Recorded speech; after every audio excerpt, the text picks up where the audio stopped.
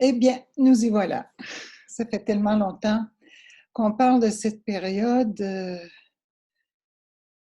où nous allons commencer à vivre profondément un changement qui nous amènera vers une liberté d'esprit.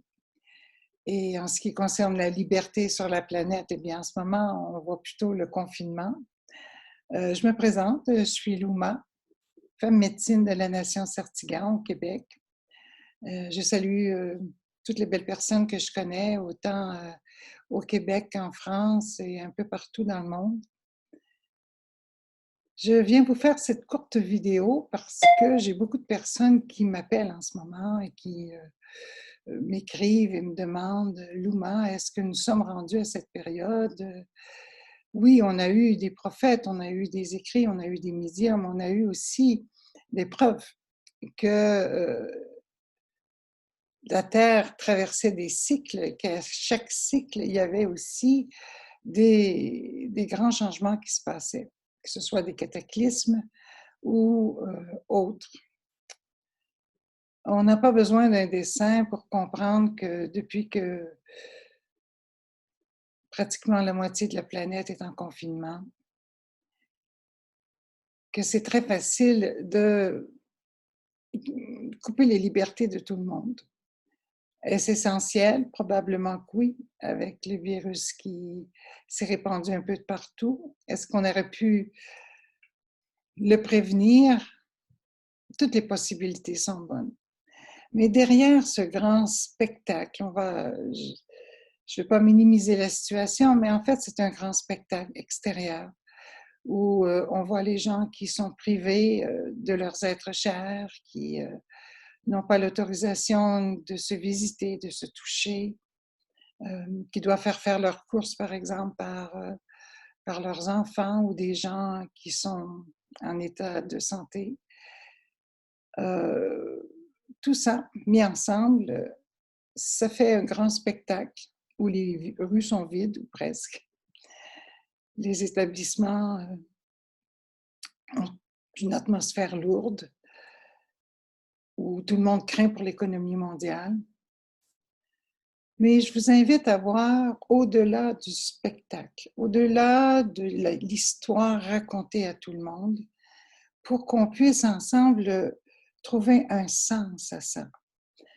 En contrepartie, on se rend compte que la planète, elle est bien. Elle est bien sans tout ce tralala quotidien, toute cette pollution, tout ce stress qui est déployé, parce qu'il n'y a pas que l'action physique, il y a aussi le stress émotionnel.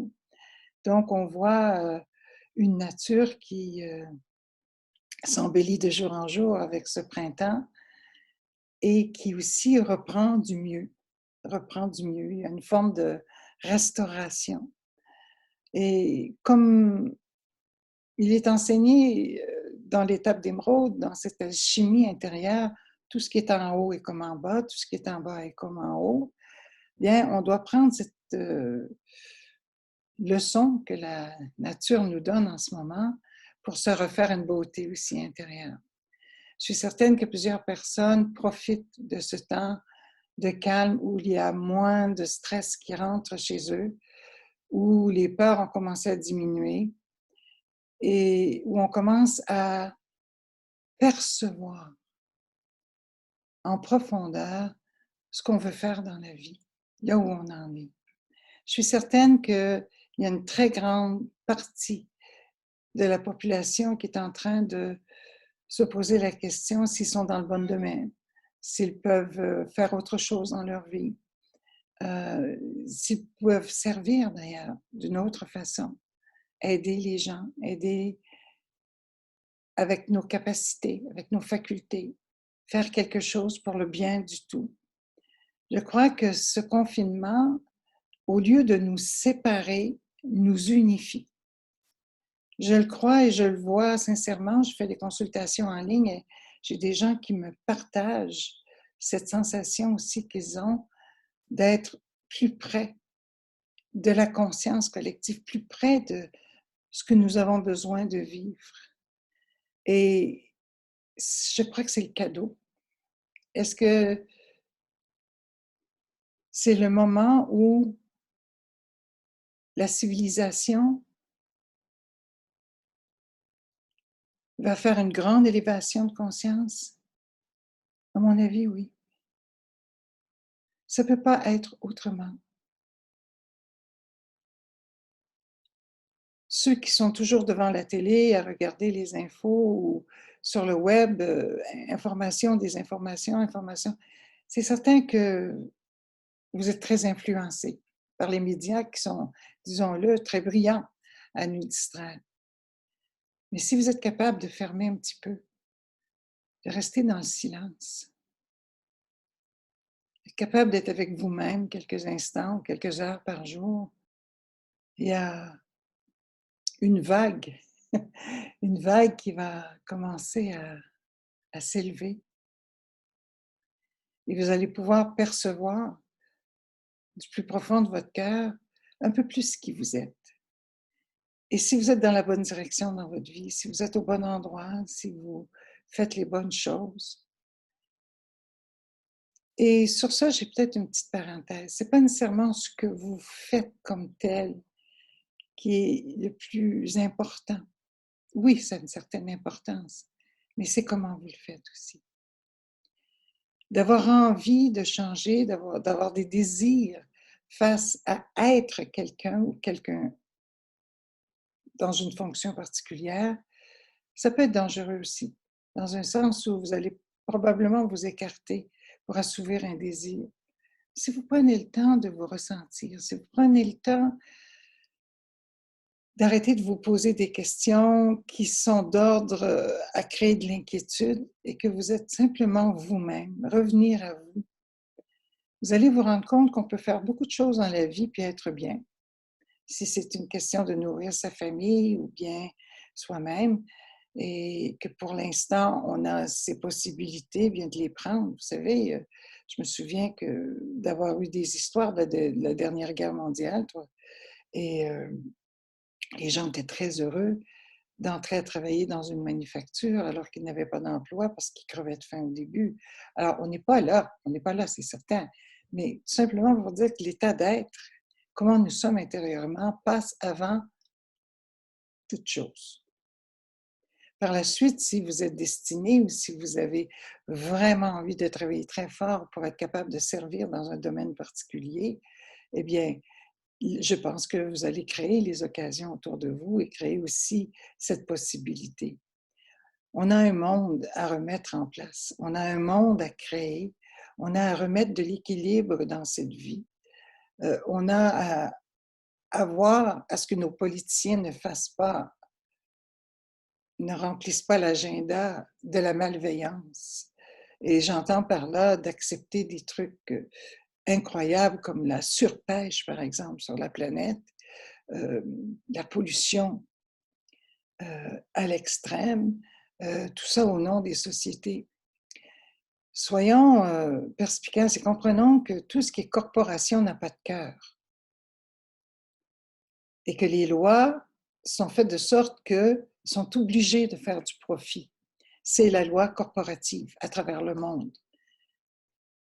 Les individus qui travaillent pour des corporations sont chefs de famille, ils ont des responsabilités. En tant qu'individus, ce ne sont pas des mauvaises personnes.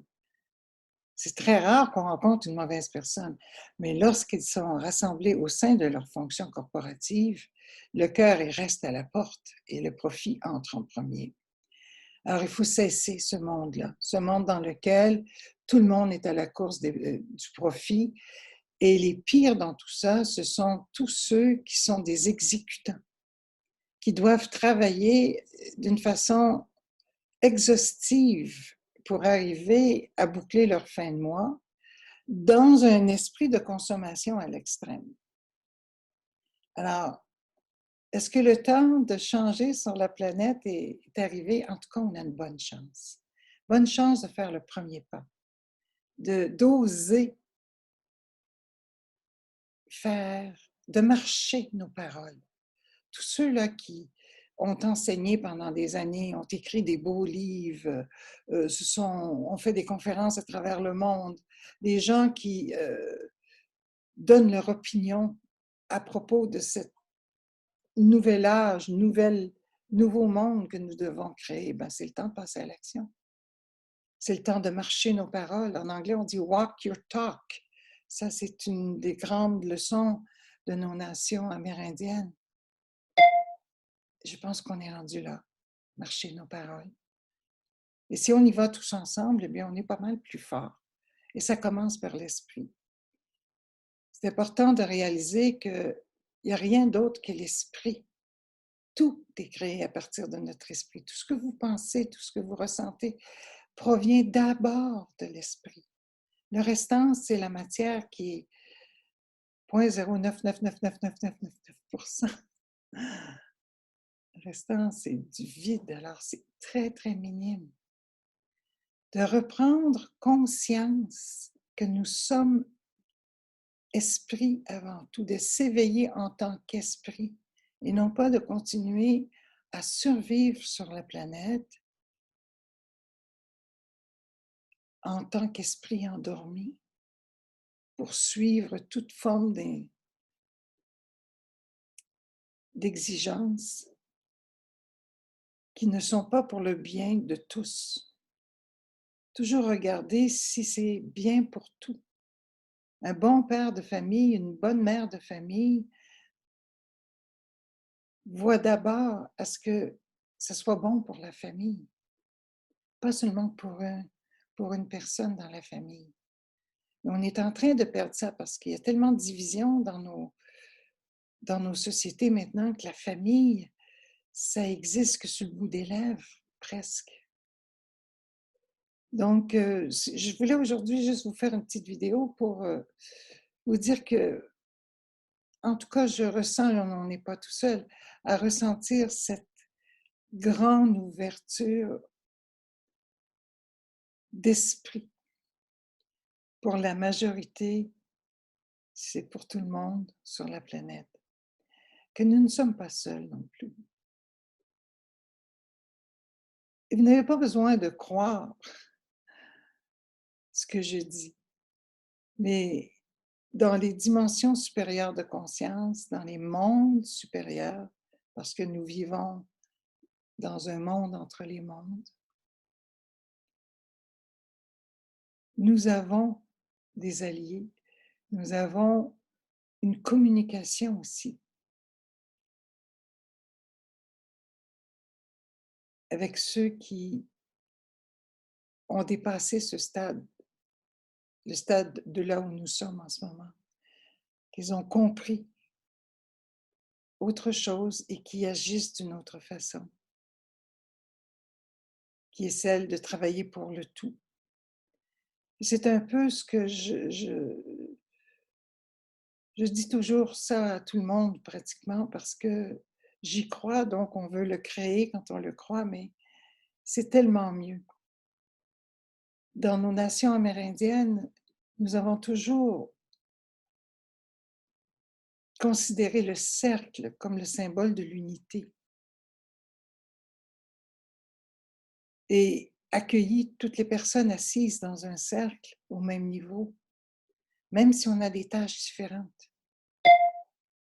Chaque position, chaque personne qui prend place a la même importance que tout le monde. C'est ce que nous mettons au centre, c'est ce qui se produit au centre de tous les efforts de chacun qui manifeste le bien du tout. Alors sur ça, je vous souhaite une très belle journée. Je vous invite à visiter mon site shamanluma.com. Je vous invite aussi à m'écrire pour ceux qui ont envie vraiment de communiquer des choses particulières. Il y a des cours en canalisation qui vont commencer et c'est des cours qui sont très particuliers parce qu'ils vont démystifier premièrement, qu'est-ce que c'est que la canalisation, à quel niveau, il y a plusieurs types de canalisation aussi, et à quoi ça sert. Donc, et tout le monde a cette faculté. Ça peut passer par la clairsentience, la clairaudience, la clairvoyance. tant et aussi longtemps que ça dépasse l'ego humain. Lorsqu'on se retrouve dans l'union avec l'esprit, et notre esprit dans son ensemble, on peut l'appeler le soi supérieur, mais ça prend des étapes d'éveil, des étapes de pratique aussi, pour arriver à déplacer la personnalité et communiquer, apprendre le langage, la communication, laisser nos corps décoder cette communication, et ainsi de suite. Il y a beaucoup de choses à apprendre et ça va me faire un grand plaisir de pouvoir vous transmettre cet enseignement qui est à point en ce moment. Plus nous serons nombreux à nous unir, à communiquer, ça ne veut pas dire de faire des canalisations publiques. Ça veut tout simplement dire d'être capable de savoir, de recevoir la guidance de notre moi supérieur et d'être en mesure aussi de trouver les solutions pour accomplir ce que nous recevons. Alors, je vous invite à visiter mon site. Pour l'instant, tout se fait en ligne parce que telle est la situation de ce grand spectacle planétaire. Et je vous dis très, très belle journée. Prenez soin de vous. Mitakuyo Yasin. Miigwech, miigwech, miigwech.